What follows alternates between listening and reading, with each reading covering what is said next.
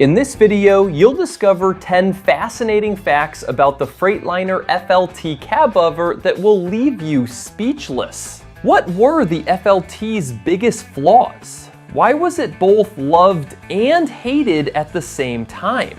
And did you know that the Freightliner FLT Cabover, not the FLA, was the model used in Terminator 2? All of that and much more coming up next. Let's get started.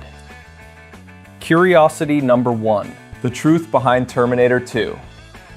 What would you say if I told you that for more than 3 decades, fans of Terminator 2 have debated and firmly believed that the truck driven by the T-1000 during the legendary Los Angeles Canal chase was a Freightliner FLA 9664, when in reality, it was a Freightliner FLT Cabover?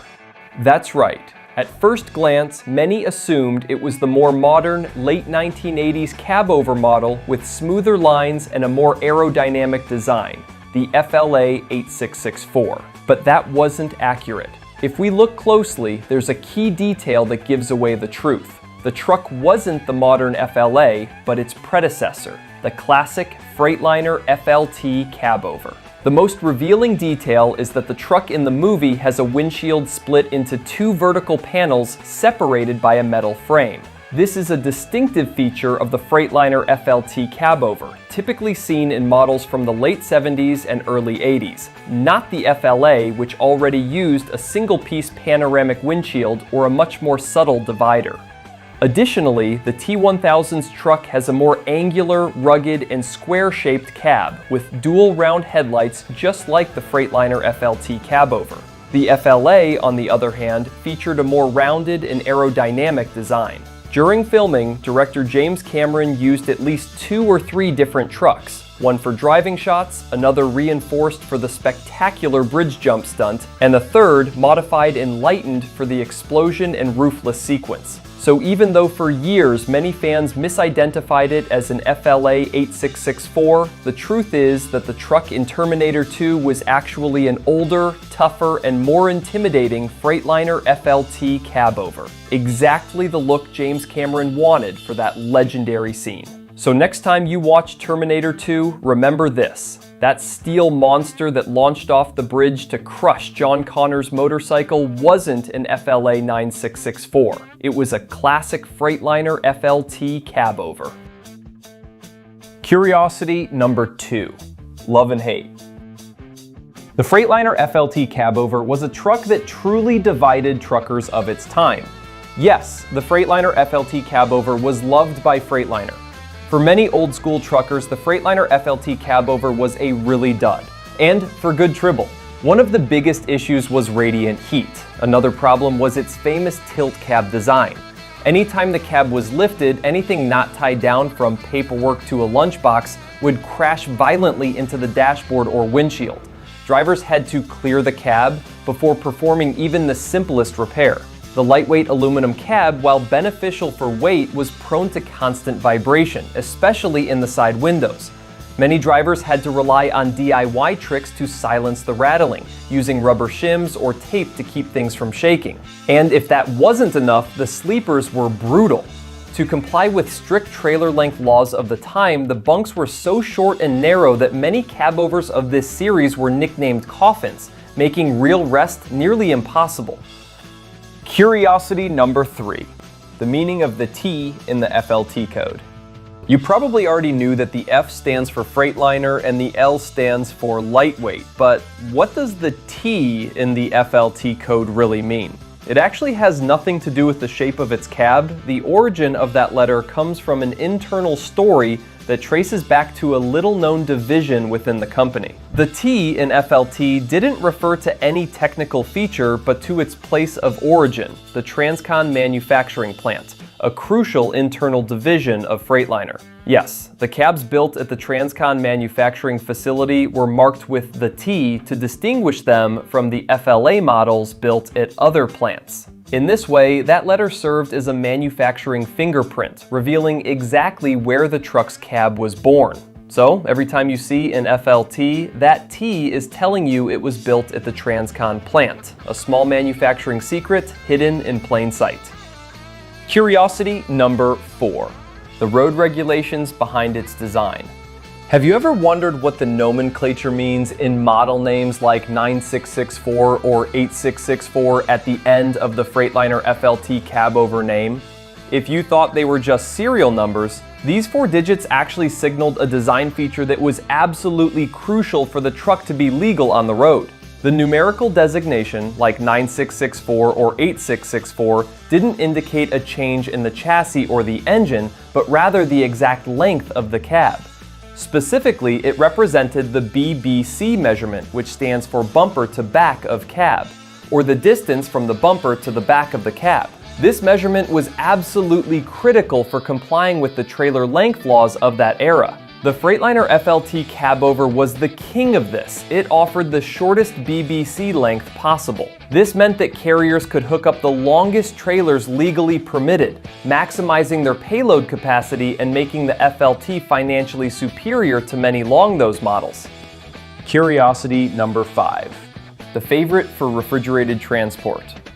Few people know that the Freightliner FLT Cabover was the preferred truck for an industry that demands maximum maneuverability. Why was this flat nose and angular truck the ideal machine for reefer hauling refrigerated transport and expedited freight in the US? The answer lies in one measurement that might surprise you. Let's talk about why the FLT was the reefer hauler's favorite. The reason is twofold and purely economic. First, its cabover design allowed it to pull those coveted 53-foot trailers, maximizing payload. Second, and more crucially, its superior maneuverability in congested, narrow loading docks and city terminals was unmatched.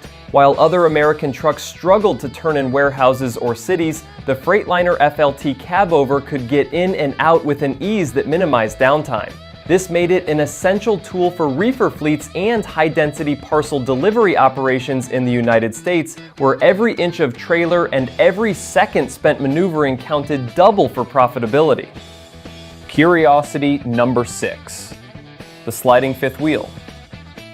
If you've ever wondered how trucks legally adjust their weight on the road, the answer lies in a vital piece of equipment called the sliding fifth wheel.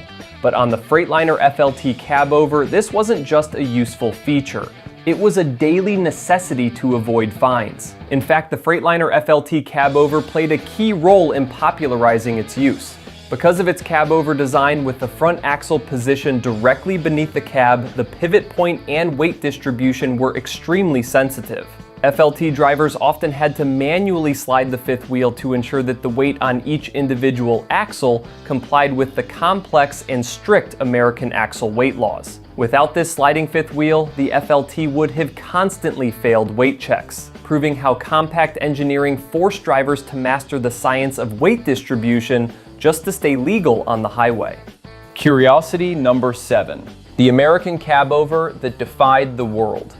What made a truck like the Freightliner FLT Cabover end up roaring across the highways of Australia? At a time when European trucks were chasing sleek, aerodynamic designs, this American Cabover achieved export success without changing a single line. The Freightliner FLT proved that Detroit diesel power and durability could outperform stylish looks in the global trucking arena. This became a true anomaly in cabover history. Unlike its competitors, the FLT was one of the very few made-in-USA cabovers to experience notable export success, reaching markets as remote and demanding as Australia. The surprising part? The FLT kept its identity. While other global brands redesigned their trucks to fit foreign standards, this classic cabover stayed bold, square, and unmistakably American. And most importantly, kept its big block American engines like the Cummins and Detroit diesel. The Freightliner FLT proved overseas that reliability, raw power, and heavy-duty construction were more valuable than aerodynamics for extreme long-haul operations, cementing its legacy as a true American icon on a global stage. Curiosity number 8. The double bunk FLT, a cabover with a twist. We already told you the Freightliner FLT Cabover was known as a roasting box, with sleepers that felt more like coffins. But did you know there was a rare FLT version with a double bunk or high-rise sleeper that actually allowed you to stand up and walk inside? Despite its reputation for compact, tight, and uncomfortable cab design, There were rare Freightliner FLT Cabover configurations that broke the mold, models equipped with double bunks or high-rise sleeper setups. These versions offered a surprisingly generous amount of space in the rear. The most striking part was that a driver of average height could actually stand up and move comfortably in the sleeper area, something almost unheard of in a cabover truck of that era. While most cabovers focus purely on maximizing cargo length, these double bunk FLT models proved that Freightliner could deliver a premium comfort experience, even within a square, heavy-duty cabover design. Curiosity number 9. Cabs that disintegrated. The Freightliner FLT Cabover was famous for its lightweight aluminum construction. But what if I told you that this very feature became its greatest weakness? They probably never imagined that this iconic American cabover engine, COE, truck had a hidden Achilles heel that caused the cab to literally disintegrate over time. Ironically, the very reason the FLT was light, its aluminum cab, also made it surprisingly vulnerable. The silent enemy was galvanic corrosion, a design flaw that shortened the lifespan of thousands of FLT cabovers across North America and other countries. Here's what happened. When the aluminum cab rested directly on the steel frame, the two metals reacted. Add to this moisture, road salt, and harsh weather, and you had the perfect conditions for a slow, destructive chemical reaction. Over the years, galvanic corrosion steadily deteriorated the cab supports at the aluminum-steel junction. In older or poorly maintained models, this problem became so severe that the cab not only weakened but rotted, crumbled, or even separated from its base. This flaw forced owners into constant maintenance, coating, repairing, or isolating the contact points between the cab and the chassis. Otherwise, the Freightliner would eventually sink from below. A legendary truck with a fatal flaw, one that caused many FLT cabovers to rust into dust. Curiosity number 10. Monstrous engines hidden under the cab.